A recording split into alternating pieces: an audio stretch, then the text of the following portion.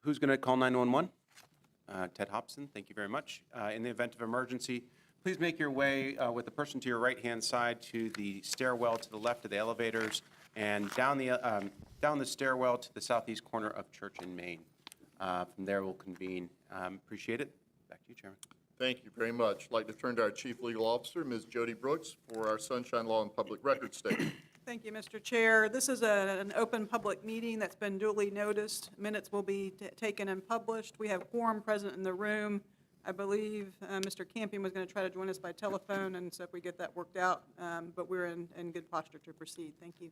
Thank you very much, Ms. Brooks. Do we have any public comments? No public comments? Oh, my God. Amazing. There's Dave Bruderly. Then our council liaison, Mr. Schellenberg. Thank you very much, Chair. I'd just like to say that we just finished for our the Festival of Lights, to Hanukkah, and 8 days for the Festival of Lights, but I also want to wish all the board members as well as everybody listening a Merry Christmas and peace on earth. How about that? How about that? Thank you, Council Schellenberg. And then we're up to the consent agenda. I'm sorry. Yeah. You had a presentation. Mr. Zahn. So AWWA, American Water Works Association, hosts a fun and lively competitions between municipalities to find the most skilled person in meter madness, tapping, and backhoe rodeo contest. JEA staff always participates and oftentimes excels. I'd like to recognize a number of our employees. In ductile iron tapping contests, we won first place. And Sam Howard, No relation. No relation. No relation. Brandon Barr, Buddy Kennedy, Wade Hoylman, and Bobby Haspel is the coach.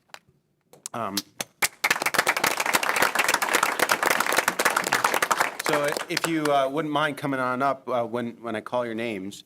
Also, Hydrant Hysteria, we won first place. Sam Howard was also on that team, Buddy Kennedy and Bobby Haspel. The Backhoe Rodeo, 7th out of 16, Bobby Haspel. And Meter Madness competition, I understand we had a team that had the ability to assemble meters in under 25 seconds. Is that correct? 29 seconds? They were shooting for 25. Well, anyways, impressive to say the least. We have a very quick video for you to actually see what we're talking about. So if we can cue that up. Luke Bios and Eric Ingram finished first with 38 seconds at first place and second at 40 seconds. JEA's Water Wastewater System and JEA's Customer Experience Division scored 3 big wins at the Fall Conference of the Florida American Water Works Association. JEA's tapping team won first place after drilling a hole and tapping a pipe at the competition, while another JEA team assembled a fire hydrant faster than any other utility. Before they were declared winners, judges tested the hydrant to make sure it worked. It did. Finally, these JEA specialists in meter services, part of customer experience, won first and second place in the Meter Madness competition. They took a pile of parts and assembled a meter in record time, just like this. A few of the parts in the pile didn't belong there, which made the competition that much harder.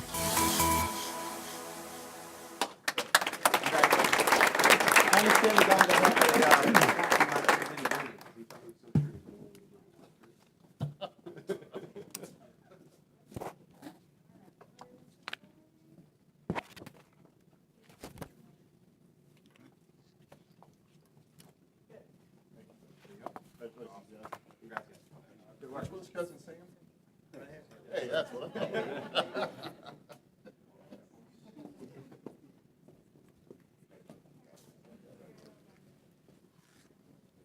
Congratulations, guys. That's impressive.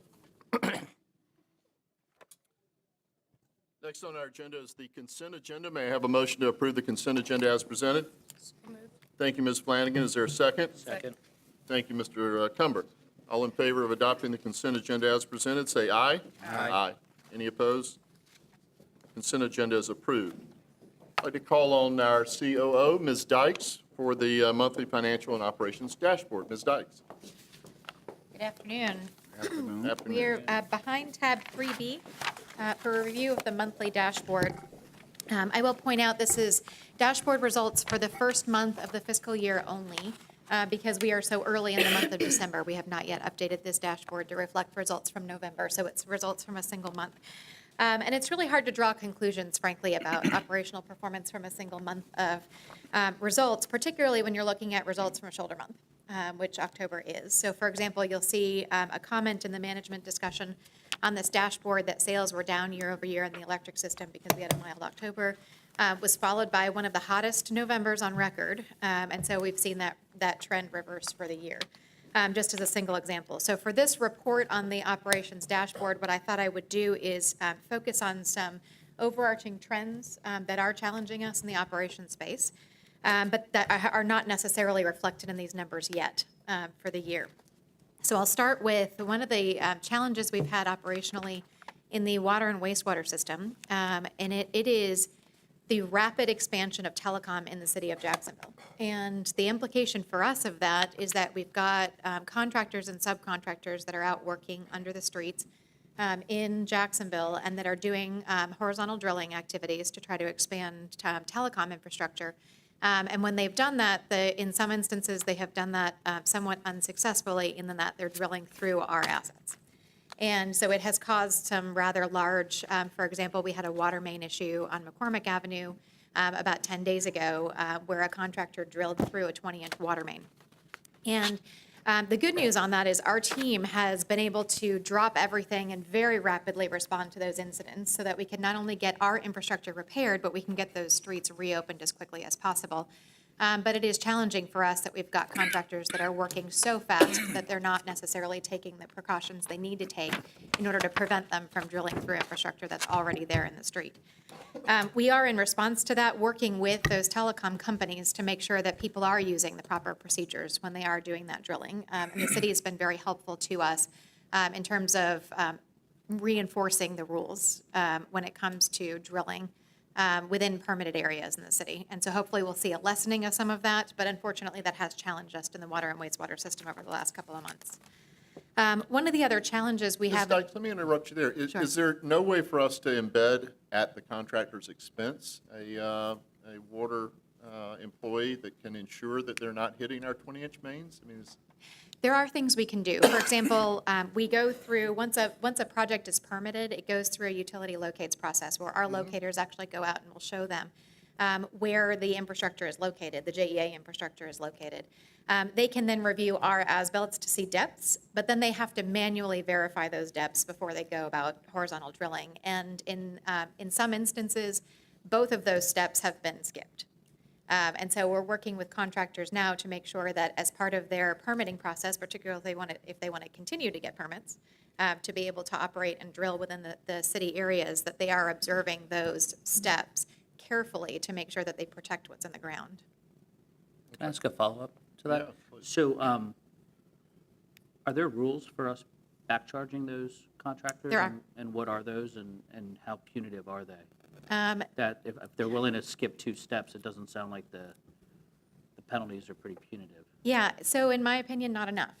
But we are restricted in terms of what we can get reimbursed for in the event that something happens. And so that is something that we're looking at. Restricted by, I don't know the specific source or site of the rules that we're operating under, but there are rules that are written that dictate how much is reimbursable when an event like that happens.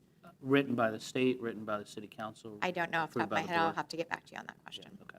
Yeah. It'd be good to, if it's something that's a board policy, it'd be interesting for us to revisit that, because if we're incurring, 1, costs, but 2, that the penalties are so insignificant that contractors feel like they can ignore the steps, then obviously, One of the reasons we're looking into it is frankly the costs that we incur to make sure that we rapidly respond to these incidents and get roads reopened, for example, are not even 100% reimbursed. right, and that And- doesn't even account for the customers that are That's right. affected by it. Yeah, so we are relooking at the whole setup. Okay. Thank you, Mr. Cumber. Ms. Dykes, if you or Ms. Brooks could get back to us on the source of those rules governing reimbursements. We've got a good friend on city council who might be able to help us. Yeah, I'm writing it all down. Gladly. We appreciate all the help we can get. Thank you, Councilman Schellenberg. Yes, please continue. An operational challenge on the electric side is related to our fuel expense. Just since November 1st, natural gas prices have increased 40%. And it is challenging us with respect to fuel expenses for this year. Natural gas storage nationally is at the lowest levels that it's been in 13 years, which indicates that these challenges may not be at the end. So right now, we're very focused, all eyes are on what's going to happen with weather, particularly in the Northeast over the next couple of months, which is what's going to drive natural gas prices all through the winter. We are currently projecting a decrease in our fuel fund of $41 million this year. And that's primarily due to higher natural gas prices. But again, that's going to depend very heavily on what happens over the next 3 months. The next 3 months will drive overall cost performance for the year. Our fuel costs are a pass-through to our customers through our fuel rate. At this point, we're not recommending any changes to that fuel rate, but we are taking a wait-and-see approach so that we can see how the next several months impact the bottom line on fuel. In other operational news, our JEA Tower business results are expected to be out at 1 o'clock today. So hopefully we'll have some better information to share at next month's board meeting in terms of how we've done on that. Our first round of residential results for this year will be out in about a month as well. So we'll have some more information to share there soon. And then on the dashboard, you'll see some cleanup corrections going into next month. For example, I noticed that our new JSEP goal was not picked up in this version of the dashboard. That'll be corrected in next month's dashboard. Any questions on operations? Any questions? Nope. Okay. Thank you. Thank you very much, Ms. Dykes. Really appreciate it. Next up, we have our CFO, Ryan Wanamaker, Fuel Strategy, Universal Solar Expansion. Mr. McEnall? Yes, Steve also coming up. Welcome, gentlemen. Good afternoon. Afternoon. Mr. Wanamaker.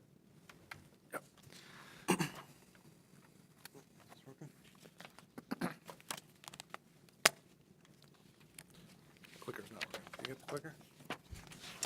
This one's not working. It is on. Is it on SharePoint? Oh. Now it's working. All right, we're good. Yeah. So for the last several months, we've been discussing fuel risk management strategy as it relates to our fuel rate and management of the stabilization fund balance. We've executed several items. You've seen this slide several times now, including hedging future exposure and mitigating the impact of SGRPP shutdown costs. Today, we have two more items in front of the board in the form of two resolutions. These relate to our ability to execute transactional documents associated with natural gas, prepaid natural gas supply agreements, as well as solar power purchase agreements. If it's okay with the chair, I'd like to combine these in one presentation and then take Please. action on them separately. So the first one is natural gas prepayments. The ability to participate in gas prepayments provides JEA with an opportunity to save over $4 million per year and helps to maintain the stable fuel rate for our customers. We've talked about these transactions in depth in September and October board meetings. Similar to debt refunding opportunities, these projects are market dependent. And so Resolution 2018-23 provides the ability to enter into gas supply agreements that are related to prepayment projects subject to certain parameters and thresholds. So those are outlined on the page here. They include a term not to exceed 30 years, minimum savings of no less than 20 cents per MMBTU, maximum committed volumes beyond 12 months, not to exceed 50% of JEA's estimated annual throughput, and JEA can only be obligated to pay if such natural gas supplies are delivered. And so the resolution provides the authority for the managing director and chief executive officer to execute all required agreements subject to these thresholds that I just outlined. So I'll turn it over to Steve to walk through the solar resolution next. Let me just ask you to pause for one moment. Sure. So we have talked about this in our last two board meetings, the gas prepay strategy. Anybody have any questions about the parameters and the proposed resolution? You'll get one more chance when we put it on as a motion, but, okay, no, Mr. McEnall. Okay, thank you, Mr. Chair. I just wanted to go through the solar, universal solar expansion. Just like the fuel prepay, we've talked about this for the past couple of board meetings. And really, this started back last October. At that meeting, the board approved the new energy policy as well as the concept of doing 5 50-megawatt facilities, and at that time authorized the purchase of the properties that we needed for this. So today, we've completed our negotiations with EDF. They were the bidder that was selected through a process. And we're going to be asking for approval of a resolution to allow the managing director, CEO, to sign the 5 purchase power agreements with EDF. And the one update to this slide is the 5th property, we identify as Forest Trail. We closed on that December 5th, so we now own all 5 properties. Just a reminder, here's where they are. The green ones are the existing phase that we already have solar installations in place. The red one that'll be completed this year. That's the one up by, well, this doesn't work on that. The one, it's up by Sunport. And then on the west side, the 5 golden ones are where the 5 by 50 are going in. This is the resolution that was passed last October authorizing the land purchases. And then these are the general terms of the contracts that we went through with EDF. It's for 25 years with 2 potential 5-year extensions. We own the land and supply the interconnect. EDF pays for everything else on the projects. They're doing the permitting, the site work, installing the equipment.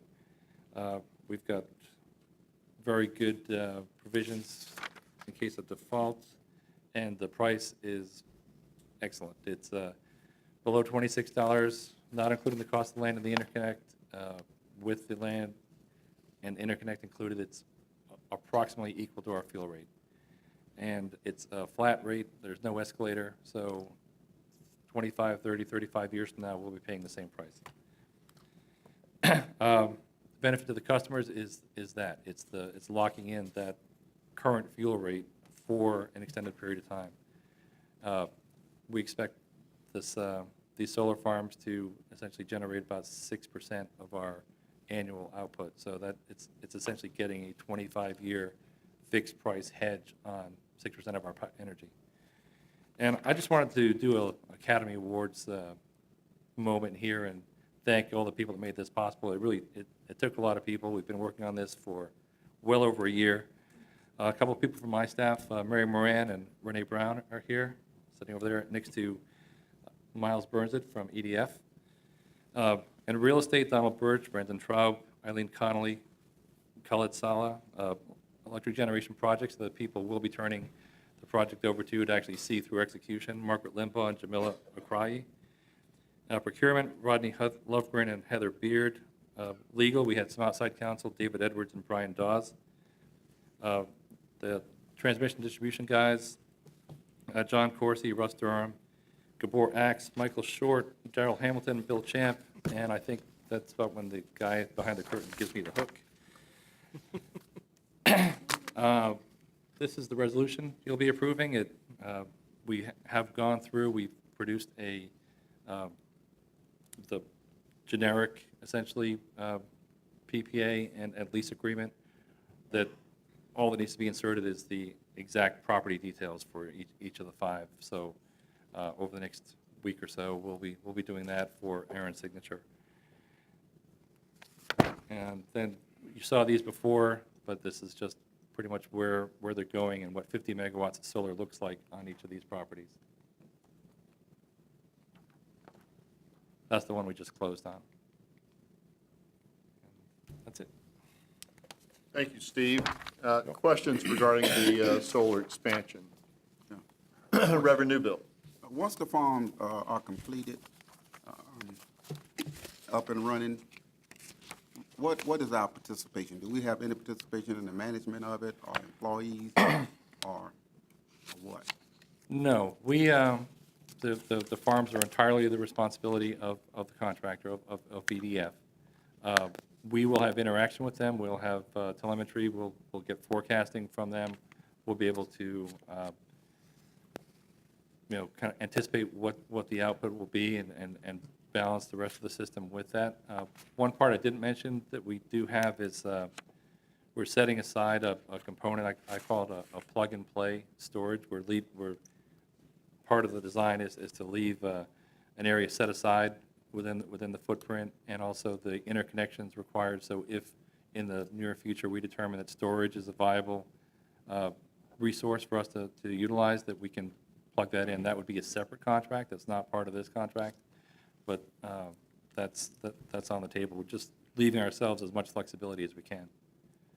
Maybe you answered my second question in that, because I noticed we used a portion of the land, and then there was a large portion left over. Do we have any future plans or thoughts about the land that's left over? There are some prior commitments to just green space in some of the areas. We do have some features for the Cecil Commerce and Beaver Street tracks. There's the City Trails Department is interested in having some trail access to connect one of their parks to the south up to the north, so we're going to set aside land for that. There's plenty of land out there. It's just a matter of where we put things. Usually there's a fair amount of buffer, and then of course we need a fair amount of clear land for a buffer, because shade is the enemy of solar plants, so we need to have a good set aside. Within that buffer area, we've even got set asides for pollinator, bees, butterflies, put in flora that will attract those, so that we can actually just, keep it natural as much as possible. Sure. Thank you. Sure. Ms. Green? Ms. Flanagan? Mr. Cumber? I just have a few questions. I'm not familiar with EDF as a company. Could you just give a little background on them? Sure. EDF stands for Électricité de France. They're one of the largest energy companies in the world. They are a very large renewable energy company. Miles, got a rank on that? Probably the second largest in the U.S. Second largest in the U.S. We had a very strict pre-qual criteria for going into the bids that had financial criteria, experience with projects of at least 50 megawatts, so that we knew we were getting qualified contractors. We selected 7 contractors. We had 39 initial submittals to the qualification packages, and then EDF was the best bid on the actual projects when we allowed the selected 7 to bid out. And I assume price was a major driver of the decision. Price was the determining factor, yes. So out of curiosity, difference between EDF and the second bidder? It was pretty close. Pretty close. It was Okay. pretty close. So at the end of the And the third guy was pretty close, too. At the end of the term, and let's just assume that both extension periods are done, we obviously continue to own the land, since they own the project, we own the land. What happens to the improvements on the land? So the way the contract's drawn up, the improvements would be removed at that point. It'll be 35 years from now, so the concept is that there won't be much value left. If there is value, then we will negotiate something at that point. But removed at their cost? At their cost, yes. The site is restored to existing conditions, with the exception of maybe any infrastructure improvements, internal roads. But there is and things. language in the contract that if we wanted to buy those improvements, if we felt there was value to them. We have buyout clauses at 10 years, 20 years, and at the end of the contract. And and I'm sorry, I didn't That's read the okay. detail in it, and that's a formula that's already Yes, negotiated in the agreement? yes. The buyout, okay. And any quick summary on how that's It's calculated? basically on the net present value of the forward payments. So at I think about an 8% discount rate. coming back. So it's really just based on what's the value to EDF of our future payments. And then my last question is there a minimum, I know it says estimated annual production is 610,000 megawatt hours, but is there a minimum that they have to provide, otherwise they're in default? There is a minimum. It's lower than the estimated annual. I don't have the number off the top of my head, but it's based on the P, I think 90, the P90, which is the power that there's a 90% probability that they would produce that much or more. So, really, we only pay for energy produced. That's the only way that EDF gets money from us is per megawatt hour. So we share the incentive to maximize production from the plants. So, Understood, but if they don't, we're relying on this as part of our overall generation for our customers. So True, if yeah. they don't hit a certain minimum, is there a step in for us to be able to? yes, there is. There's a step in, okay. And then I have to ask this question, just given Vogel, I assume that we have no risk with the construction cost of these projects. We have no risk with the construction you. costs. There's actually a performance requirement where there's a default payment made if they don't deliver on a specific timeframe. Right. Is that it, Mr. Cumber? That is it? Ms. Flanagan. I have a couple of follow-ups, Mr. Magnol. Under our October 17 resolution, we had set a cap of $50 million at the board on the acquisition of the 3 new parcels. Where did we come in on those 3 acquisitions? $34 million. Well done. You can give that congratulations to Donald Birch. He All did right, it. thank you. He and his Mr. team did a Birch. great job on that. Right. You indicated that we do have set-aside land for battery technology, should storage on site become a viable option in the future. Is that off in the future? Is there any present consideration of on-site storage? We actually included on-site storage as one of the pricing options in the RFP that we put out. It was not evaluated as a criteria. The pricing was interesting, but not really actionable. I think in the not-too-distant future, that may be a viable option. And would that become part of the PPA with EDF, or is that going to be separately contracted, or would we own that? It could be either. Right now, the main reason we go through PPAs is because of the federal tax incentive.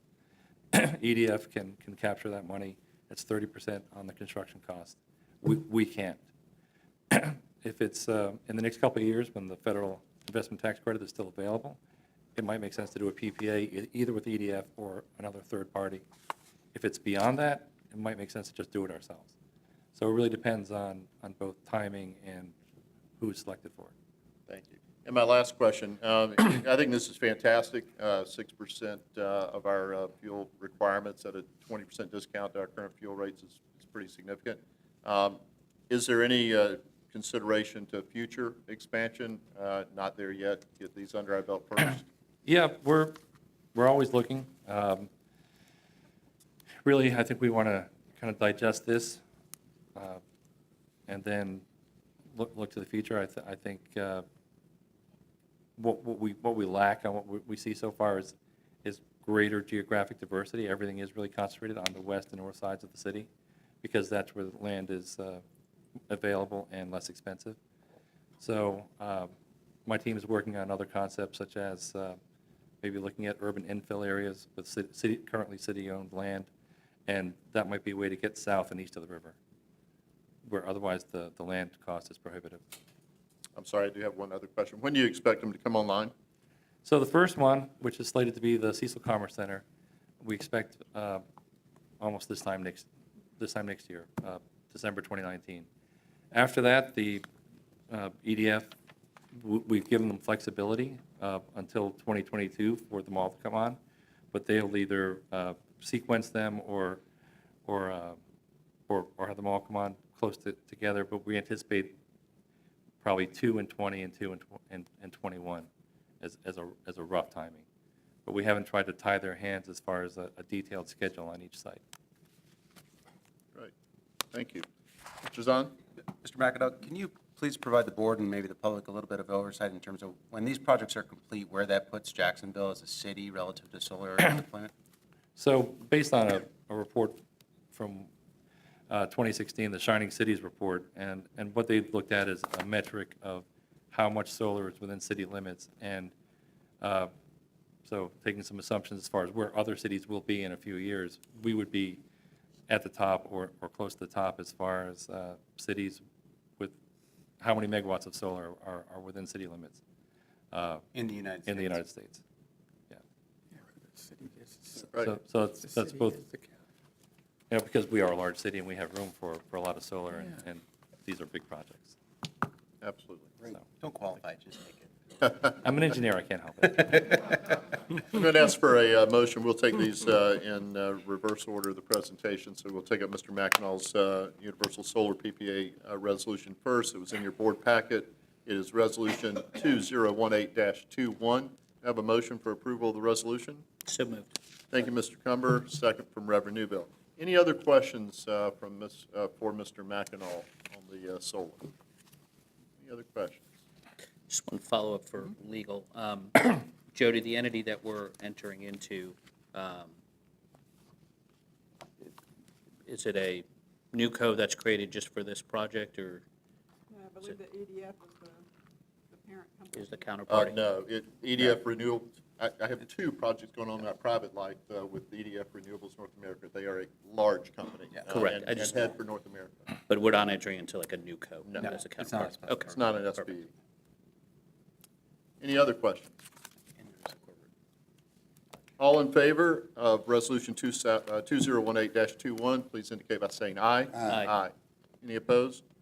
Passes unanimously. Now, going back to Mr. Wanamaker and our gas prepay, which is Resolution 2018-23. May I have a motion for approval of that resolution? So moved. Thank you, Reverend Newbill. Is there a second? Second. Thank you, Ms. Green. Any other questions for Mr. Wanamaker on the gas prepay supply agreements? December? I just have one question. So, Ryan, we heard during Ms. Dykes' presentation that natural gas prices have gone up. So just as we look at prepay, when we lock ourselves into a price, that is at the price of natural gas on the day of, or is that a floating? Yeah, it's a great question. It is these transactions lock in a discount to index, and so we maintain that index exposure, that floating price from month to month. But we do lock in a discount to that index. As prices move, we'll get, at least 20 cents less than that price. So there's no risk in the price fluctuation? It's the same risk we have today. Perfect. Yes. Okay, thank you. But with a discount. But with a discount, that's right. Any other questions? Okay, all in favor of 2018-23, say aye. Aye. Aye. Any opposed? Unanimous.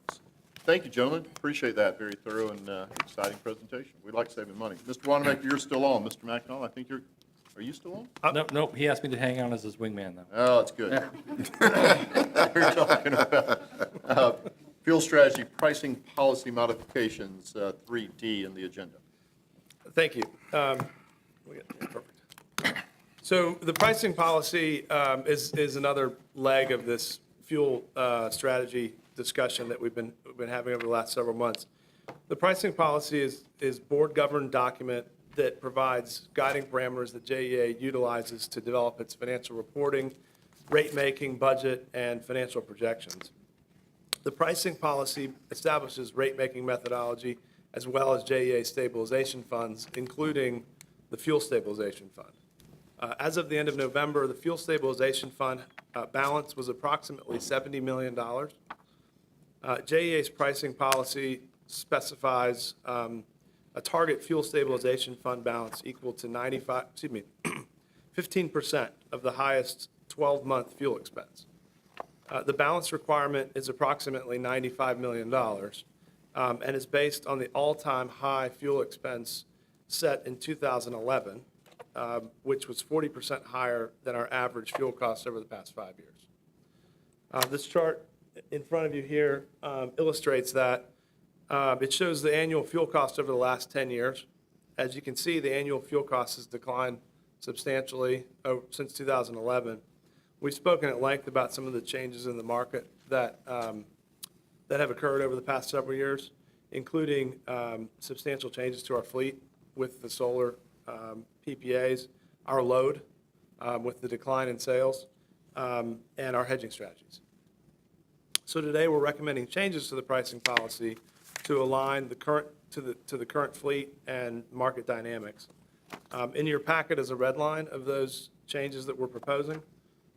This includes a stabilization fund balance target of 15% of the greater of the highest fuel costs in the previous 5 years, as opposed to the highest all time. And this change will result in a new balance requirement of approximately $75 million. This change, along with other actions that have been taken by the board over the past several months, have been designed to responsibly manage fuel risk without changing the fuel rate. We will remain vigilant in fuel risk management, but it's also necessary for us to acknowledge that fuel costs are a pass-through item for all utility companies. And JEA is committed to managing the fuel rate in accordance with this pricing policy and sound financial management.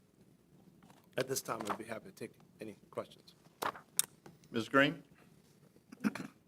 Revenue bill. Mr. Cumber? In order for $75 million in our fuel fund, I don't know what the right phrase is, but to fall to zero, what would our fuel cost have to increase by? What percentage? I don't have that. I guess it depends on what time period. I don't have that number in front of me at this time. I could get back to you on that. Well, so the 40% increase in natural gas prices is going to cost us how much in additional fuel costs for this year? Give an example. Oh, that Melissa referenced in Yeah. her presentation? Well, so that's in the month-to-month pricing.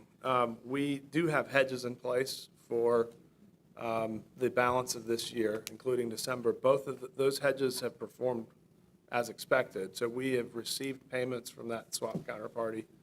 I guess what I'm trying to get to is how much does fuel cost have to increase? I'm trying to understand how much of a buffer is $75 million, which sounds like a good buffer. But how much fuel costs would have to go up for us to actually, really fall below that? So assuming we're generating 12 million megawatt hours a year, our fuel costs would have to go up about $6 a megawatt hour. So significant. So it's- To consume 70, so that's the 16%. average cost. Yeah. So we, with our fleet mix, we do have, when gas prices go up, we use more solid fuel. Solid fuel prices are up, we, burn more gas.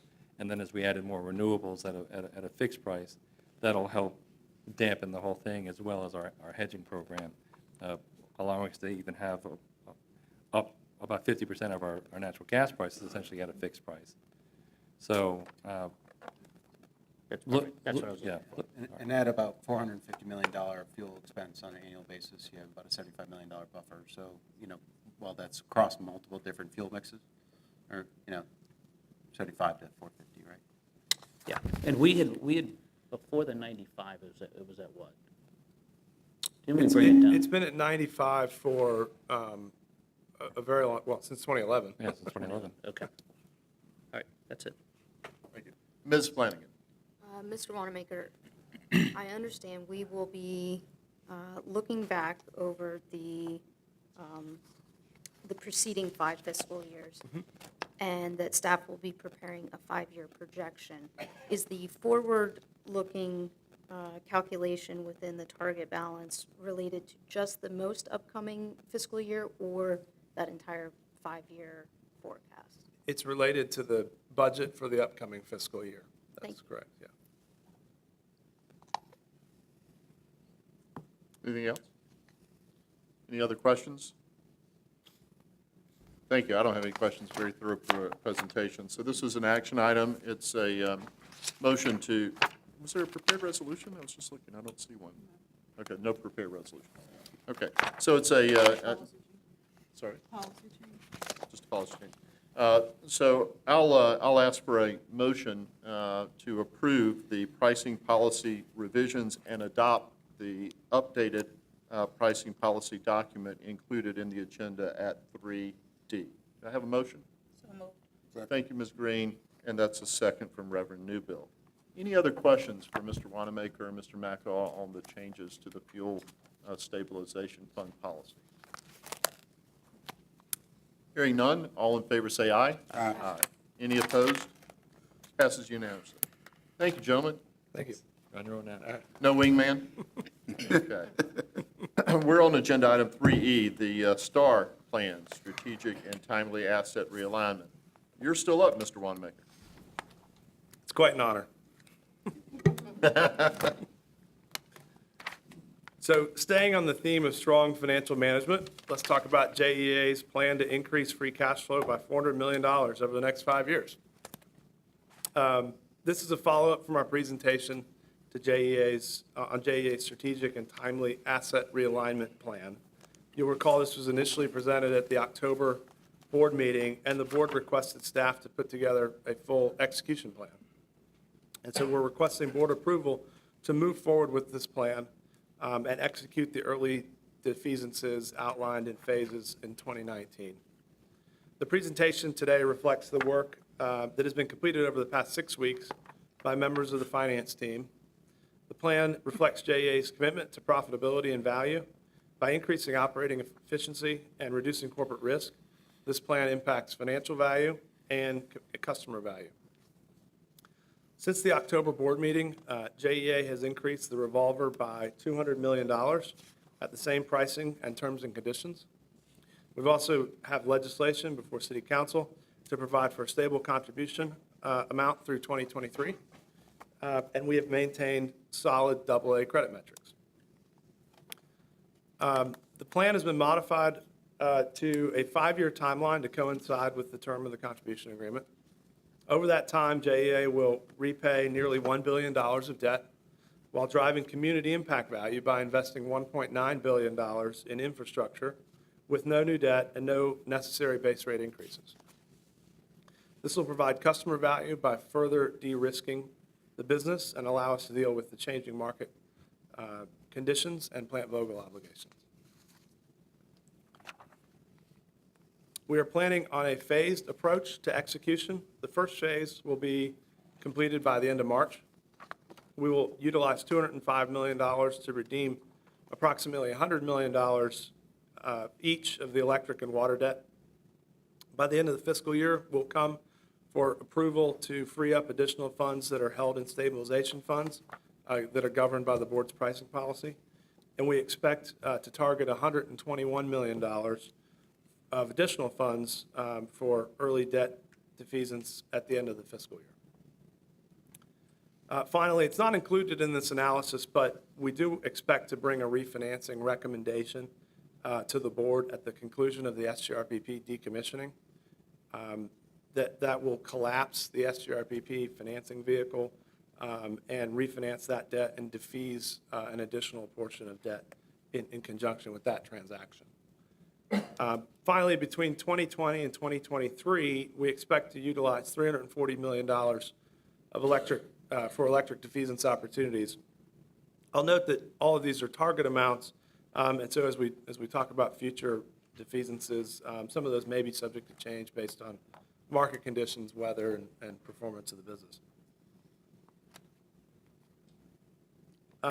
Again, the plan includes a $1.9 billion of cash-funded infrastructure investment in our community over the next 5 years, which is a 43% increase versus the prior 5-year period. Getting into the details for the electric system. On the electric system, the objective is efficient capital allocation and to de-risk the business by aggressively reducing debt. This will allow us to absorb upcoming costs associated with Plant Vogtle. By the end of the 5-year plan, the total debt on the electric system will be the lowest that it has been in over 40 years. I was telling someone yesterday, the only similarity between Jacksonville, the last time that JEA had this level of debt, was the lack of cooling towers on the north side. The reduced debt burden will result in materially lower debt service through 2028 and increase free cash flow by approximately $48 million a year on average. JEA's balance sheet will be well-positioned for strategic pivot and by reducing fixed obligations through 2028. The next slide shows a detailed impact of JEA's electric financial metrics. The projected decline in return on equity and return on net assets, which is outlined in red here, illustrates the need to prepare for 2023 and execute the STAR plan now. This page just provides an overview of the sources and uses of funds for the defeasances for Phase 1 and 2 in 2019. I'll pause if there's any questions on the electric piece before I move to the water discussion. Thank you, Mr. Wanamaker. Questions at this stage, or hold them till the end, your call. Ms. Green? I'll hold them to the end. Reverend Newbill? Anything specific on the electric side? Okay. Why don't we just hold it? Go ahead with the water. Perfect. So turning to water, the objective of the STAR plan for the water system is efficient capital allocation. At the end of 2023, the debt on the water system will be the lowest it has been in 20 years. The STAR plan will further enhance JEA's financial strength by increasing free cash flow by approximately $31 million per year on average over the 5-year period.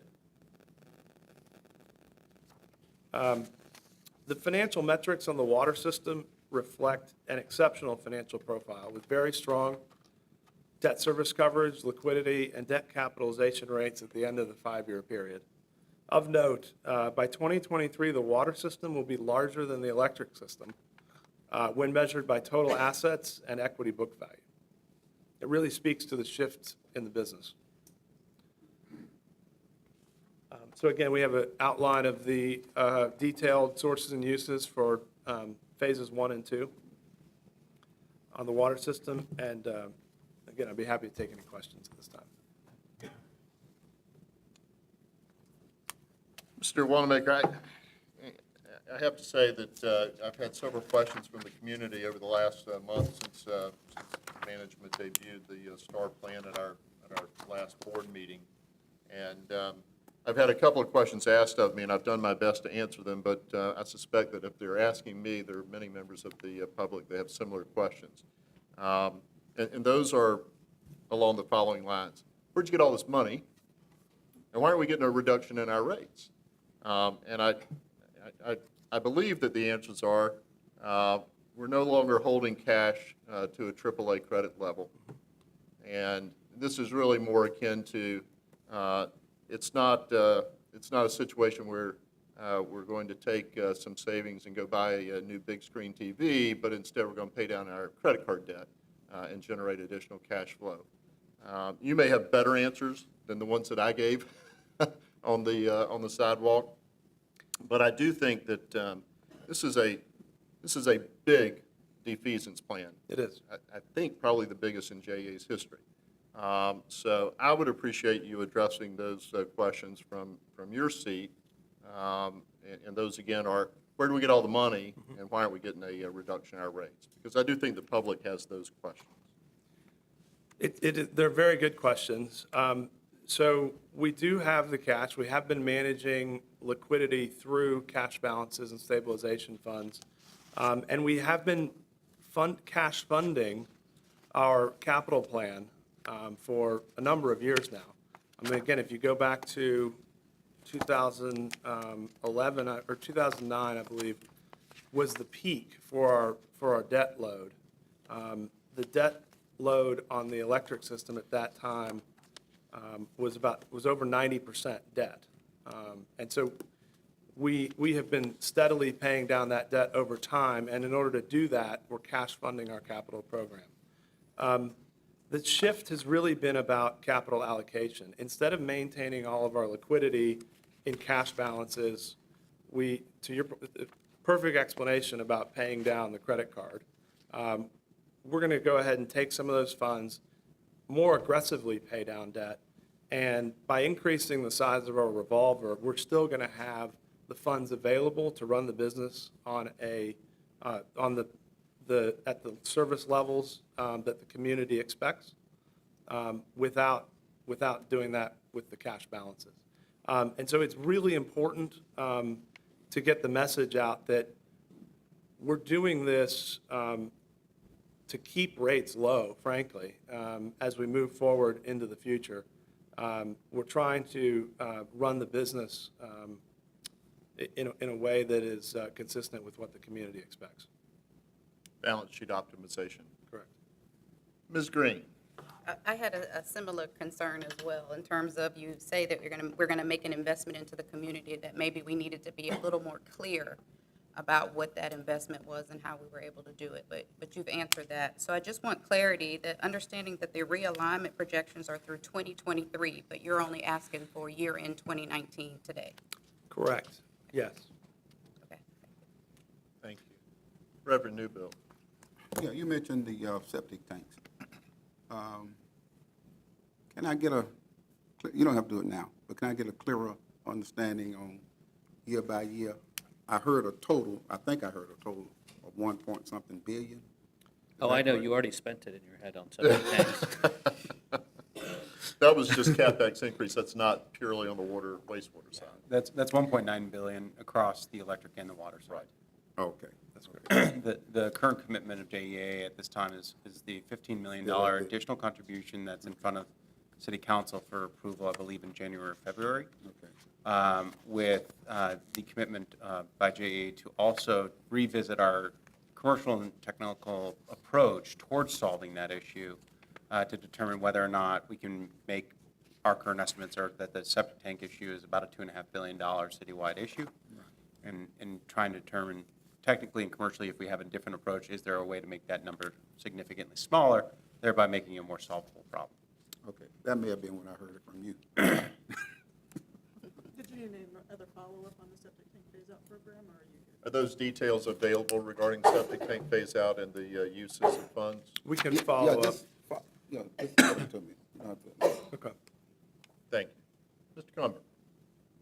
I've got one question, but just as a follow-up to what Board Member Newbill mentioned is, just where I thought you were going is, in the presentation, it talks about increasing cash flow by an average of 80 million annually through 2023. So I think one of the positives of this plan is it gives us flexibility to have a discussion as to what do we do with that additional cash flow that we're generating, whether it's septic tanks or any other priorities that the city has, that the community has, that we could be a better partner in helping to solve. So I think that $80 million a year obviously is a kind of a follow-up conversation for this board to have once we get this plan in place and determine what's the best use of that. Mr. Wanamaker, we've had some conversations about this. Look, I think this is a great next step for JEA. And as we talked about, I'm having a hard time understanding what the risks and negatives are, besides the clear fact that, we were holding cash for a higher credit rating, and once that came down, it gave us the flexibility to do this. But is there anything else from a board governance perspective that we need to be concerned about that puts our P&L at risk or balance sheet at risk? Like, are there any negatives that we're not, we talked about all the positives. I just want to make sure that there isn't something that we're missing as to why we wouldn't move forward with this.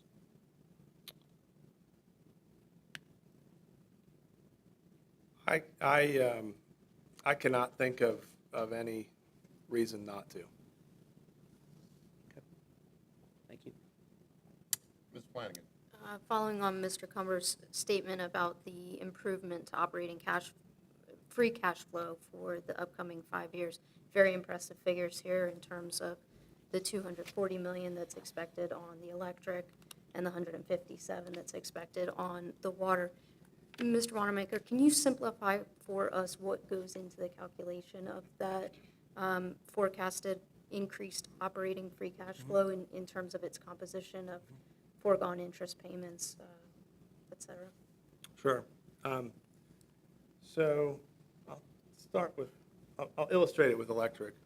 So when we talk about the increased free cash flow, we're looking at free cash flow available for CapEx, really, is how we're defining that. And so if you look at the debt service schedules that are depicted on each of the slides, this is page 8. The top of these bars here are debt service obligations today. And so by defeasing this debt and paying that debt off early, it's reducing our debt service obligations to the black line. And the difference between the top of the bar and the black line is the difference in the free cash flow that's available for CapEx. And that's what when we talk about the free cash flow that's being generated, that's what we're talking about here. So presumably, offset against these improvements in free cash flow in the future will be the cash that we're putting up today for the defeasance. Do you have a sense for the quantum in interest expense savings that will accrue to us? Yeah, so as it relates to that, I think we talked a little bit in October about what we call the negative carry. We have the cash on our balance sheet earns a very low interest rate, similar to your savings account. And so the debt that we have outstanding is at a higher interest rate. And over the last several years, there have been some times when that negative carry has been in excess of $30 million across all of, the whole balance sheet annually. Now, that has come down a little bit as interest rates have risen. We've gotten a little better rate on the cash side of the books. But that's principally where a lot of that value is generated, is just simply not having that negative carry. Yeah. Thank you. A couple of follow-ups, Mr. Wanamaker. I understand that since you initially proposed the plan, we tweaked it just a little bit to emphasize that the staging of defeasances will be targeted to those that provide the highest return. So I guess my question is, what do you expect to see in terms of impact on our weighted average interest rate as you start defeasing these higher rate, better return debt outstanding? Yeah, so I will confess, I do not have those numbers in front of me as far as the projected weighted average interest rate post this plan. And so I can follow up with you on those. I will say that It'll go down. Yes, it will go down. I can say that. But I do not have the exact numbers in front of me. So to Mr. Cumber's point, what are the risks here? I mean, the presentation shows that we are dramatically reducing cash in our various funds. We're dramatically reducing the day's liquidity, although we will have the enhanced revolver available. I think there is a potential negative ARB risk if we have to go out and re-leverage the balance sheet if there's a tremendous demand for cash at some point. I think what it speaks to is that it's going to be incumbent upon the board in the future to carefully monitor developments in the marketplace to make sure that we don't need to, for example, revisit the fuel stabilization fund or revisit leverage on the balance sheet.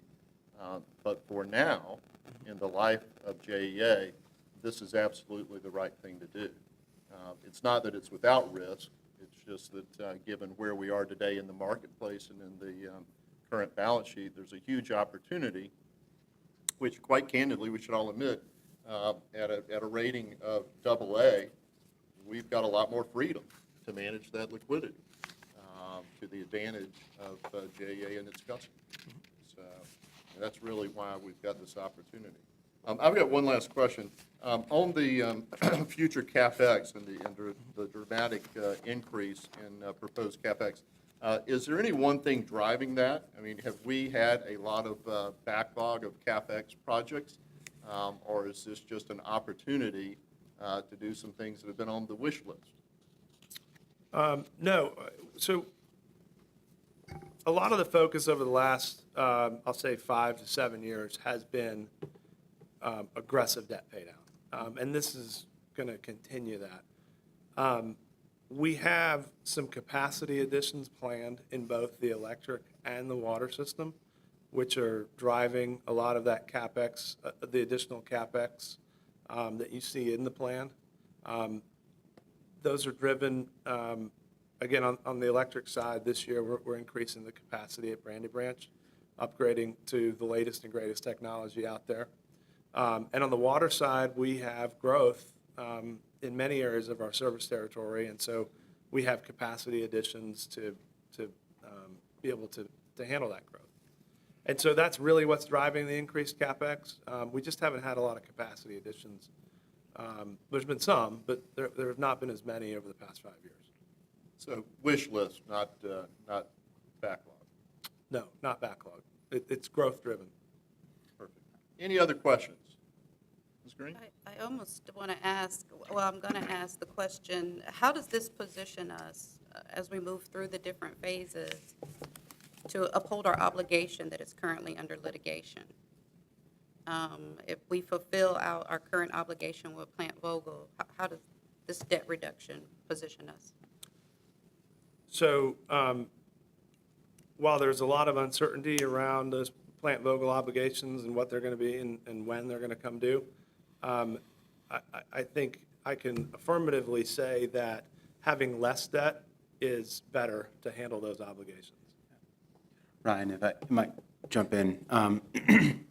If you look at the electric system slide specifically, which is on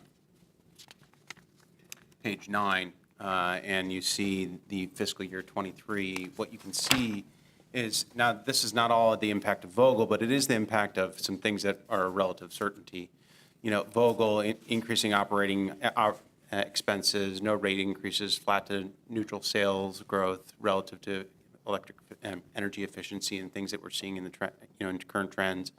This does not take into account additional penetration of distributed generation like solar that we've talked about in prior board meetings. So this shouldn't be construed to be a forecast by management, but more of a, this is estimated of what the impact would look like. Certainly if the START plan's not implemented, those metrics would be much lower on return on equity and return on net assets. You know, and so this is not only, I think, the answer to the chair's question earlier about what does this mean to the customers, is this is a management team that managing profitability and return on equity is looking out 5 years from now and saying, how do we position the business to deal with the risks that we see on the horizon and make sure that not only are we dealing with operating expense increases, but also mitigating any rate increases that may come as a result of all of these risks and then some of the things that are coming. So as we're looking forward, and it's one of the main reasons why management's only looking for approval of fiscal year 19, because certainly as the board knows, we're looking at updating the strategic plan for the next 10 years.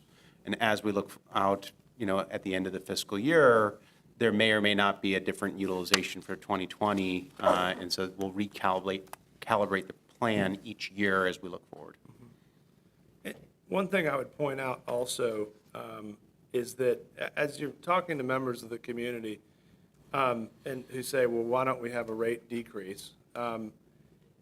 When we look back in 2016, our models showed a need for a 9% base rate increase right now in 2019.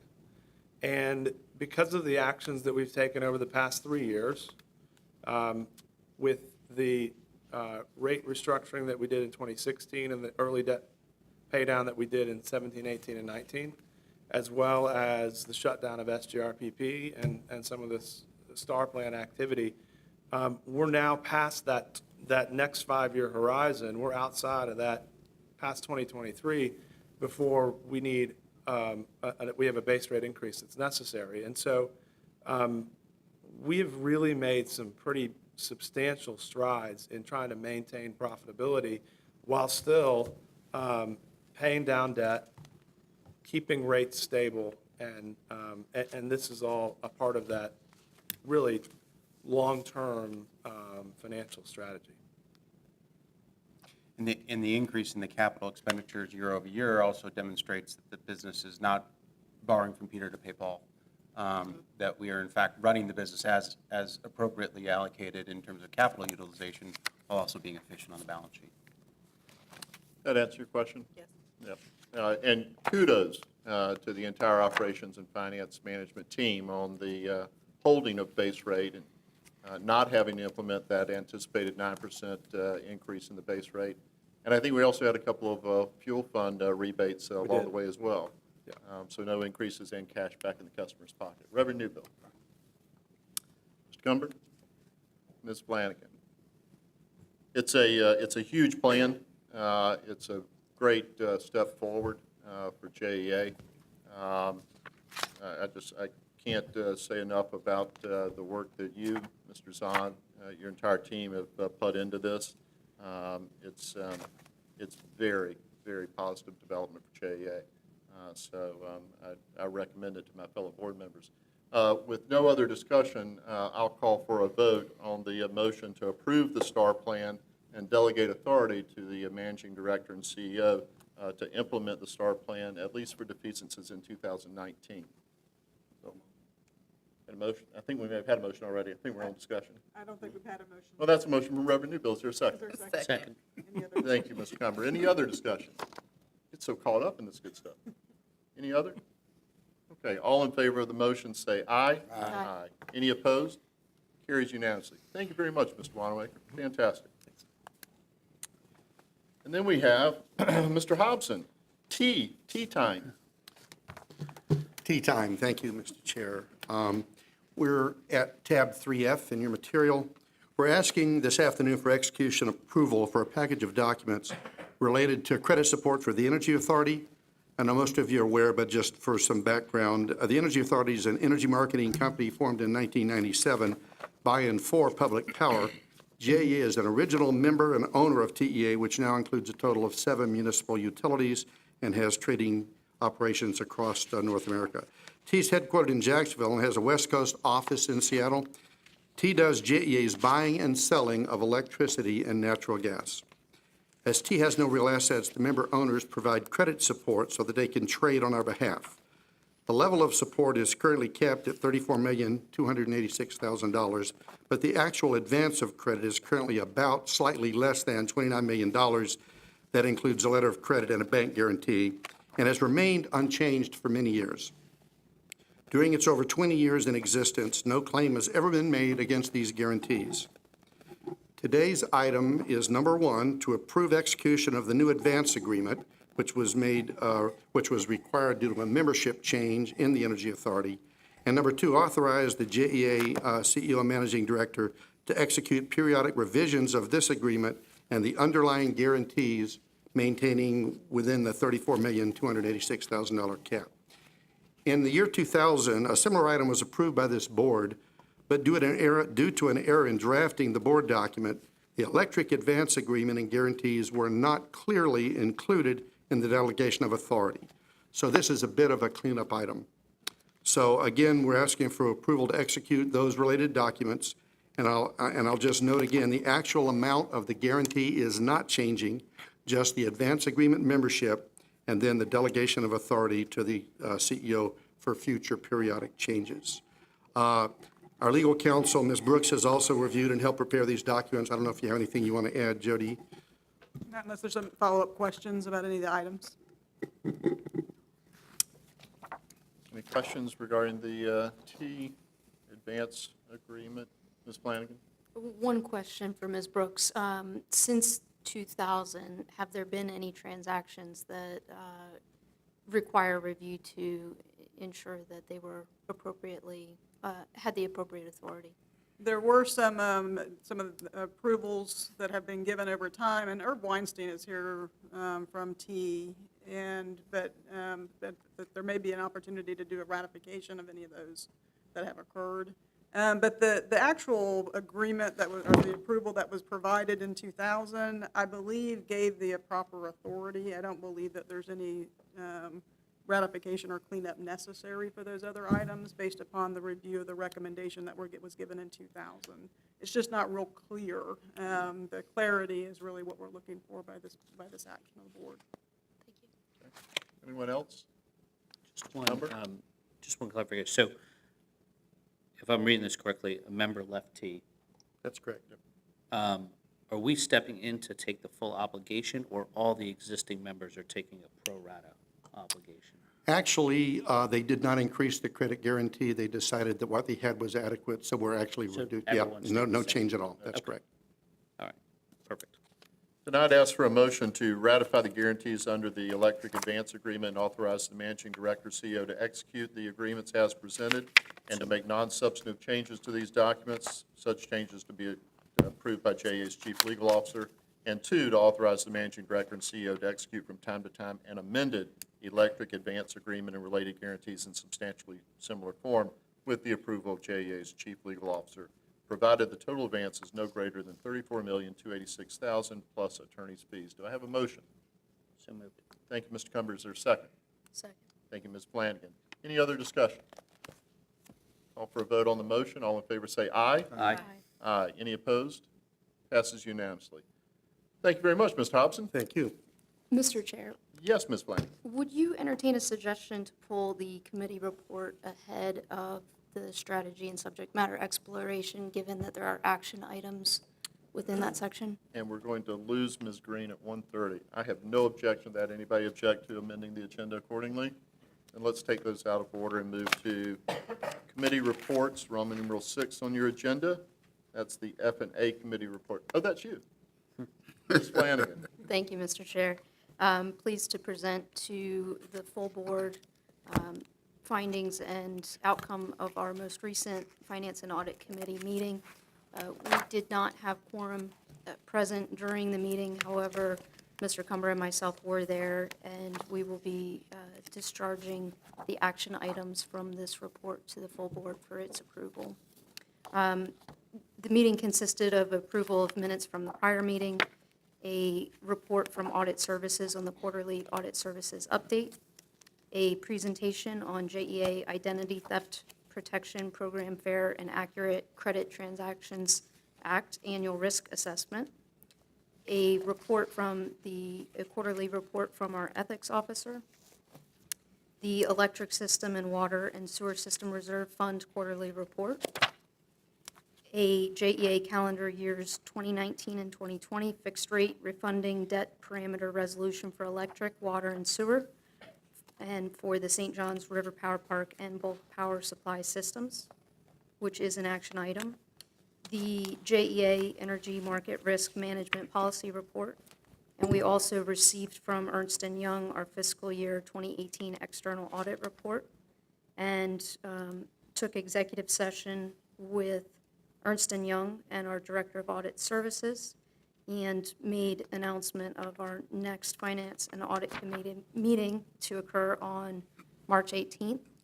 In addition to all of those items, which had the full support of Mr. Cumber and myself to present to the board, Mr. Wanamaker also read into the committee a wonderful resolution saluting Ms. Janice Nelson's retirement following 31 years of dedicated service to JEA as our controller.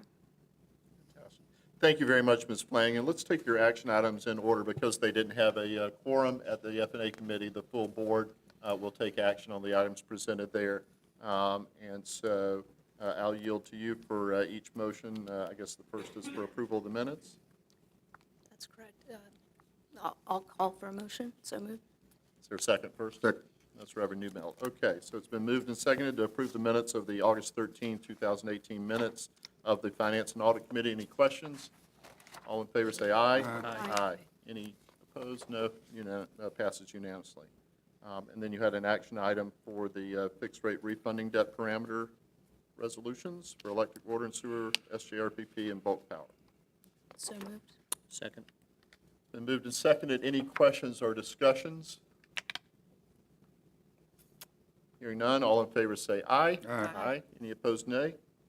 Motion passes unanimously. Are those your only action items? They were. Thank you. Thank you for that committee report. We'll now go back to the agenda as presented and call on Ms. Nancy Kilgo for an update on our corporate headquarters campus. Hi, Ms. Kilgo. Good afternoon.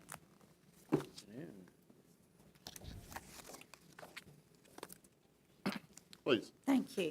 I'm going to give an update on the corporate headquarters, what we're familiarly calling the building. What do you call it? The building. So like That's what- capital D? That's what everybody asks. A little on schedule, process, and an ask to reallocate the weights that we talked with you about on the scoring criteria on the quantitative section. So we released the solicitation October 15th, had a pre-bid meeting on November 7. Since we've issued 4 addenda with updated information and answers to questions from prospective respondents. Final questions are due from respondents on December 14th, later this week. We'll turn the answers to those final questions around by the end of next week. Responses are due January 8th. We plan to have a short list, all the preliminary scoring evaluation by January 22 to be able to let you all know where the short list is. We'll do additional negotiations with the shortlist firms and get into more detail. We would like to request that you have a special board meeting so that we can fully devote time to this important project, and suggest that be between February 6th and your regular board meeting on the 26th of February. We will do at that special board meeting a very detailed summary of each proposal, each response, including financial analysis and the qualitative measures directed by the board, give a thorough report to you all, and then would ask that the board hear presentations from each of the shortlist respondents. The board would have an additional group of points to evaluate the presentations that are given to the board. And then all the points would be tallied together to get to the final scoring result. And so we would like to schedule the meeting, and we would suggest that we have parameters around the presentations to the board, that they be qualitative in nature and not allow people to modify any of their financial numbers, so that you're not asked to evaluate finances on the fly. Agreed. So I would love to hear your response on schedule and that suggested process to get the wishes of the board. I agree that we need a special board meeting to evaluate the bids that come in. I'll ask Mr. Zahn's office to coordinate with board members on finding a date that's most convenient, because I'd like to ensure the greatest participation possible from board members. But I'd ask that we look in that time range, February 6th to 8 or 10. I'm not sure the dates that we're looking at there, to try and secure the greatest participation possible. And once we've coordinated with the board members and gotten the right date, the optimum date, then we will issue a notice of special board meeting. So I have one question, without naming names, but just based on the request for supplemental information. Number of potential interested bidders. I mean, are we looking, have you gotten responses from 2 or 10 or 20? We had really great attendance at the pre-bid meeting, and I'm hoping between 5 and 10. Wow, okay. Not sure, so it's hard because we haven't been able to really talk with people. Probably have had 3 or 4 different groups ask questions. Fantastic. Mr. Zahn. One other just point in terms of the special board meeting, not only in terms of maintaining schedule, but also in terms of release of public documents. It's important that we get out in front of kind of when we are legislatively required to release those documents to the public, so that no one party has an advantage over the others relative to this board's action in terms of moving forward, since it's such a significant we want to make sure we maintain process protocol. And I'm sorry, Mr. Zahner, Ms. Kilgo, do you know what date that is that we would be obligated? February the 6th is the the release date. date? Yes, sir. Well, then we'd want to have it in advance of that, or certainly no later than the 6th. Sorry, I'm not following. So what's the trigger for this, for February 6th? It's a 30-day statutory requirement that the proposals themselves, the content of those be released to the public. 30 days after opening, they're statutorily, they become a public record for procurement matters, 30 days after the opening or intent to award the item. Whichever is first. Just trying to seek it to maintain a very thorough No, I process. understand. So it that- said in here that the February 6th or plus or minus, I agree. It needs Yeah, to be so before February 6th. that'd be the That's deadline then. why I'm last bringing it, yeah. Okay, thank you. Thank you for bringing that up. So we'd be looking for a date in advance of February 6th, Or on February 6th. the day of, Yeah. yeah. And then the other portion was, and Board Member Cumber made this great suggestion a few meetings ago, but as we've gotten into looking at the details on the scoring, we had asked everyone to propose on a 15-year lease, even if they're going to propose other terms such as an outright purchase or something different. And so to have a very fair comparison, we are suggesting that we modify the weight on the life cycle cost to 70% and then the annualized cost to 30% rather than 50/50. Everybody then would be compared on the same timeline and net present value on the life cycle cost. Apples to apples, as it were. Yeah. We didn't have a board action delegating or designating that, so I don't think we need a board action to change it. So anybody have thoughts on those proposed changes? Or have you already done that? You've already done that. We made the suggestion here, but we just wanted to make you aware and get any Okay. input. It doesn't require formal, authorization, just more nodding of heads, general agreement, and we'll continue to move forward. Yeah. Does anybody have questions of Ms. Kilgo on the campus update process? Ever new bill? No. Mr. Cumber? Nope. Ms. Flanagan? I'm recused on this topic. Oh, yes, that's right, you are. Anything else? No, sir. Thank you for all your hard work, you and Mr. McCarthy. We really appreciate it. Thank you. Mr. Zahn, delegation of authority, and I know you're going to have to Any other excuse action yourself. I don't think we have any other action items. No? Happy holidays. Happy Thank holidays. you. Happy holidays, Ms. Green. So the board and I have discussed delegation of authority in the past, actually, over the last 6 or 7 months. The slide that you have in front of you is both an outline of the current state in terms of the legislative doctrine overseeing JEA, which most people are familiar with to be our charter. But there are also a number of governance and policy doctrine that have been published at different times in the past, 2002, 2010.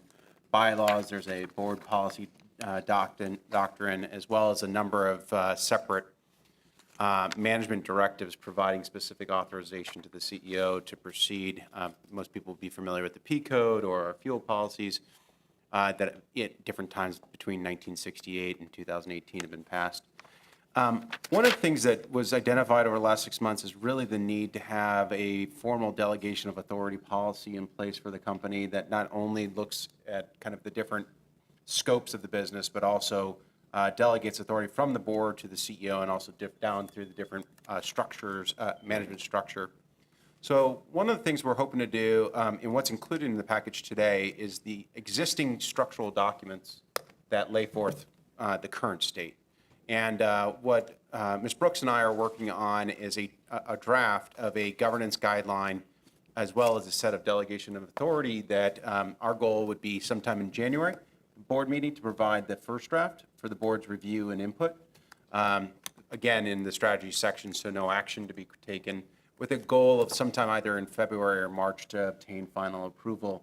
Certainly, there's no necessary timeline. I think what this does is demonstrate a level of sophistication of the management team, as well as also demonstrates to the market, as well as the rating agencies, JEA's continued commitment towards ensuring appropriate governance and authority is put in place. It also, what it does is it'll clean up and bring everything to the current state in 2019 as opposed to having things over a 20 or 30-year period of time. So not looking for any action, certainly any guidance if you have any at this time, or if that's a sufficient explanation, we can come back in January with the first draft for the board's review. Thank you, Mr. Zahn. Revenue Bill, questions on the delegation of authority? No, sir. Mr. Cumber? Just one more, just kind of a clarification. So this is just a document that would take existing board decisions, resolutions, et cetera, and codify it into one document. I would ask that as you go through this process, if there's any additional delegation that management is asking for, or any changes in thresholds, dollar thresholds in the existing delegation, that maybe it'll be easier for us if you just keep a separate page. Sure. So instead of coming to us with a large document, there's just a side sheet that allows us to understand any. That's a great suggestion. There's not going to be a red line because there's no existing document. Exactly. That's right. Yeah. So, yeah. But they're going to come in with a big document, and I'm not going to have time to take that and compare it to. These 500 pages. Sure, and there may be places where we might actually shrink it, so that's a great Yeah, so that's why I said suggestion. increase or decreases. Any Just changes. have a separate one-sheeter for us that maybe you and Jody could keep for us. Yeah, any changes to already what's been delegated would have to come back before the board Board anyway. anyway, yeah. But anything that we would change or suggest recommendations back to the board, we will keep in a one sheet for your review to understand what changes were being recommended back to the board. Great, thank you. And one thing to flag for you that I think would be significant, if you do read the JEA Board Policy Manual, it is an exhaustive, almost inoperable document relative to running, in terms of governance. So one of the things that we'll flag for you is bringing this to what you would more kind of expect to see in a corporate setting relative to governance structures. So we'll flag that for you, but if you were to, one document the board were to pick up, you could read that and kind of see the need for some changes. No doubt. Any other questions on the delegation of authority? Mr. Zahn, guiding principles. Sure, thank you, Chair. The guiding principle document is a document that sets forth a new vision, mission, the corporate measures that were codified by the Board of Directors in the strategic framework that you unanimously passed in August. The timeline on how this was all put together is up on the screen. It certainly started in April and May, and really the need for creating alignment between the City Council, the administration, the Board of Directors, the senior leadership, and all the employees of JEA. For significance, one of the things that I think it should be worth noting is that the strategic framework really did set forth those four basic corporate measures of value, customer value, environmental value, financial value, and community impact value. That was the board's, work through a 3-month period of time. And what that does is it really enables us as a management team to work with all 2,000 of our employees to help to dictate what the day-to-day, month-to-month actions of those employees are to drive those results. It provides a level of clarity for frontline employees in terms of how they generate value, both not only within their work areas, but also for the company, both today and in the future. And also for myself, allows for me to be able to communicate to all of our major kind of divergent stakeholders the things that matter to JEA and our playing the role in the community. So, this is really, this is the third time that the board will have seen the guiding principle document. And it does really just build upon the strategic framework passed in August. At the January board meeting, my hope would be to bring this for final approval, trying to stay in line with kind of our promising of making sure that we discuss things on the strategic agenda before bringing them for operational actions. So there's nothing really new here, but wanted to make sure that either we obtain the board's input now or sometime over the next month before we brought this to final authorization in January at the beginning of our strategic planning process. Questions or comments, Reverend Newbill? Mr. Cumber? No. Ms. Flanagan? Thank you, Mr. Zahn. Appreciate all the work that has gone into the guiding principles, particularly with the SLT and the entire management team on down. So I really appreciate that. We're up to other business, old business, new business. Any to come before the board? Revenue bill. Mr. Chairman, I know that we have a report given to us by John McCarthy annually regarding JSAP. I was wondering, is there anything that prevents us from looking at JSAP a little more often than once a year? There's nothing that prevents us from doing that more often. Well, then, I don't know if it's a motion or recommendation. I think we'll take that as a recommendation to staff to bring more frequent reports. Mr. McCarthy's with us. Probably. Go ahead. I want to read quarterly, at least. Mr. McCarthy, that's a big thumbs up. Okay, Thank you, Revenue Bill. thank you. Does that work for you, Mr. Zahn? Works for me. Great. Any other open discussion items come before the board? Anything? Thank you. CEO's report. Sure. If I could get Michael Brost to join us up here. We have a resolution 2018-25. This is a resolution honoring and commending that Michael J. Brost for his decades of service to JEA as its Vice President and General Manager of the electric system on occasion of his retirement. Whereas Michael J. Brost was born and raised in Live Oak, Florida, and earned a Bachelor of Science degree in electrical engineering from the University of Florida. Go Dogs. Master of Engineering from Florida Atlantic University, and MBA from University of North Florida. And whereas Mr. Brost began his professional career with JEA in 1983, well over 35 years ago, and started with, as an electrical engineer in the system operations. He has also served as a division chief of distribution engineering, vice president of distribution group.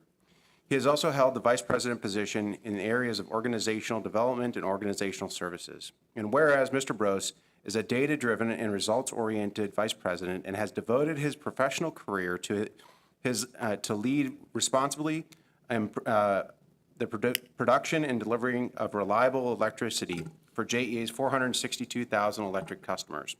And whereas Mr. Brost has announced his retirement after a long and successful career of public service, and his wisdom, leadership, and commitment to excellence will be greatly missed by the entire JEA team. Be it resolved hereby that JEA Board of Directors, that JEA honors, commends Michael J. Brost for his decades of service to JEA and the Jacksonville community, and extends its very best wishes for a long, fulfilling retirement. His contributions are to be commended, and his work is gratefully acknowledged and will be long remembered for the time to come. Thank you very much. Thank you. Appreciate it.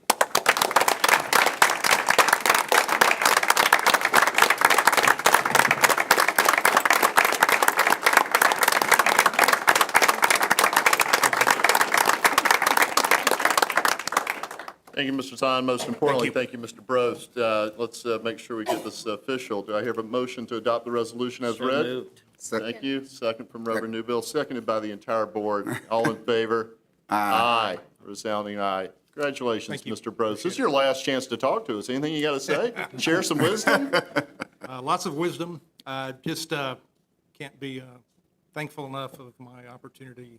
35 years at JEA, great company, great career opportunity for me. Came here out of college. Didn't know much about JEA, but certainly have found it over the years to be an excellent company with excellent employees, management, leadership. I would put this company up against anybody in the business, public or private. And again, it's been great. I appreciate the opportunity. I'll miss being part of the team moving forward. I'll have to get used to supporting and cheering from the sidelines. Certainly wish Aaron and Melissa and the team all of the luck and success in the future. So, thank you. Mike. Appreciate it. We got the better of the bargain there, I'm sure. Mr. Zahn? Appreciate it.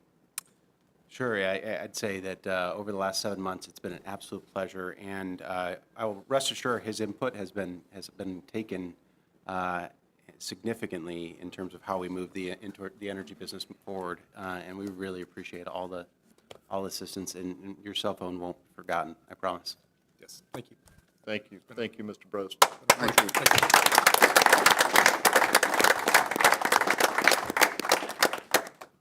Mr. Zahn, still on. Sure, just real quick, other notes. JEA has won a number of other awards. Salvation Army 2017 Volunteer Contributions for approximately 119 JEA volunteers serving over 615 hours last year. In addition, Salvation Army 2017 Top Group Volunteer Toy Shop. Over half of the hours that were listed are for the Salvation Army Toy Shop, helping families in need prepare for Christmas. The Timuquana Parks Foundation and City of Jacksonville. Keep Jacksonville Beautiful Division recognized JEA in 2018 as the 2018 Volunteer of the Year. JEA's employees completed 8 cleanup projects of approximately 111 volunteer hours, serving an estimated 563 hours to keep our community beautiful and to be a great place to work and play. The headline priorities, and just real quickly, we've talked a little bit about this, but I want to make sure that we just touch on this. The things your team is working on as we move into 2019 is an adaptive culture. We've certainly talked about all the changes in our market and our need to really focus on culture. Melissa Dykes and I have made culture and our commitment to our employees the #1 priority, and these are in order. The second, and you've seen a lot of this relative to the STAR plan, to the revised and integrated fuel strategies that are being presented, this pervasive commitment towards driving profitability and value. I think I commend the team and all 2,000 employees that are starting to really think about bottom line management, and this is kind of our priority #2 and an item that's Mr. Wanamaker has decided to pick up and drive. The third is really that platform for customer choice. As we look forward, we are thinking about how do we become more of the center of the energy and water experience and less about the company that people just think about when they get a bill or when they have a service outage. And so that is something that certainly as we do our strategic planning is going to be a big significant focus. The fourth is de-risking, and really what this means to customers is dealing with Plant Vogtle. It means in a head-on and straightforward manner, paying off $1 billion of debt in the next 5 years, taking the opportunity to make sure that as the company is looking forward in the future, that we are doing so from a position of strength as opposed to potentially having some areas of weakness. And the last, and one that we'll talk more extensively about, is the 10-year strategic plan update. Certainly, we hope to get the board's final approval on the guiding principles in January, and we would then launch immediately into a strategic planning process that will be iterative over a number of months with hopefully culmination sometime around October, although our hope is to have a truly actionable plan. And I know if Councilman Schellenberg was here, we've been asked numerous times by City Council to come back with a plan to maintain the strength of our organization for the next 10 years. So these are our top 5 priorities. And one of the things that I will say is that we are not waiting to complete planning in order to be an innovative culture. Our water and wastewater group, and we have a quick video on it, it really has done some great things. If you attended the Innovation Summit, you were able to drink our wastewater that we have recycled into reusable water. I'll send some your way, Reverend Newville. Okay, But we are that puts us a mark on the map in terms of a thought leader in the water space, which certainly as our state is facing a number of water issues, blue-green algae, red tide, water supply issues, it is great to be a thought leader and one of the kind of figureheads on that, especially on septic tank phase-out, as we're thinking about that as well.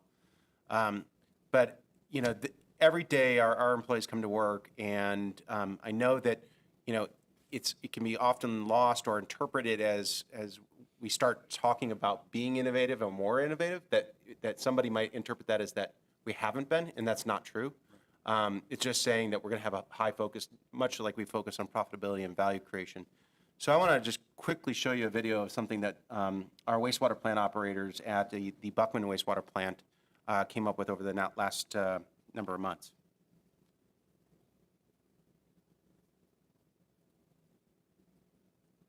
Morning to talk about operating challenges and brainstorm solutions. Sometimes they take their ideas to management.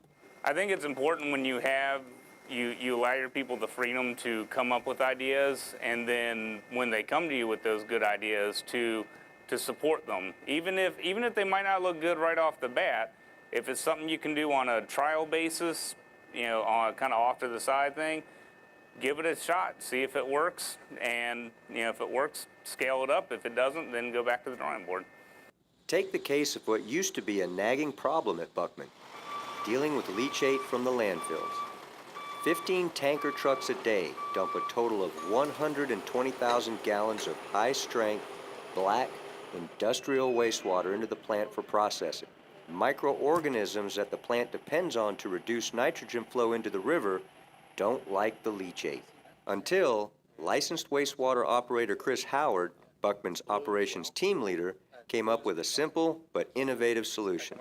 Instead of adding leachate in one quick, big slug, he suggested releasing it slowly, over time.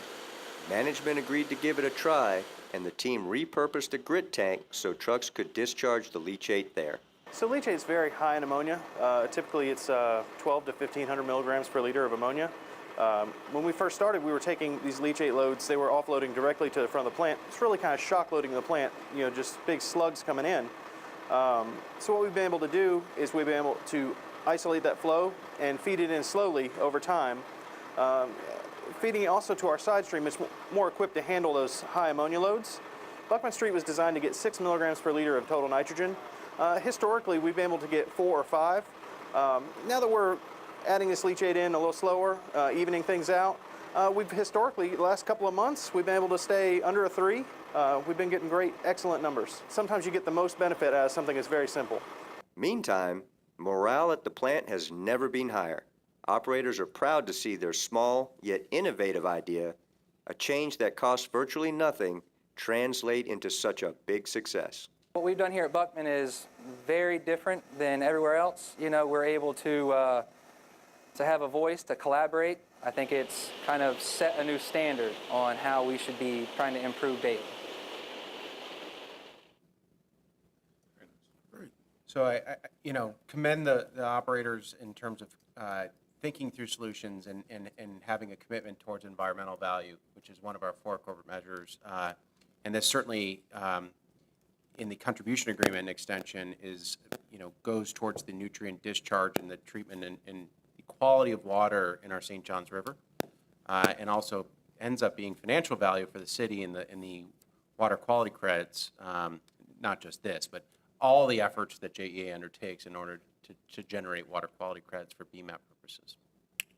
So, Fantastic. Anything else, Mr. Stone? No, sir. Well, Chair's report, I'll keep it short, although we've got 2.5 hours left based on our, kudos to Darrell and your team, the wastewater, that's fantastic. It's the adaptive culture that Mr. Zahn's talking about, being receptive as a management team to the ideas that come up from the guys at the operations level and really implementing those with great results. So kudos to you. Mike, again, 35 years, wow. Thank you so much. A huge and lasting impact. A lot of changes you've seen, a lot of changes you've been a part of. So really, thank you for that. Going to ask Ms. Brooks to coordinate a compensation committee meeting for January and to start work on a contract for Mr. Zahn. Congratulations to Mr. Wanamaker and Mr. Zahn on new business cards. It's awesome. Happy for you guys. And I think that's really it. I want to wish everyone happiest of holidays, Hanukkah, Christmas, Kwanzaa, Festivus, whatever you celebrate. I hope you enjoy time with your family. So with that, we stand adjourned.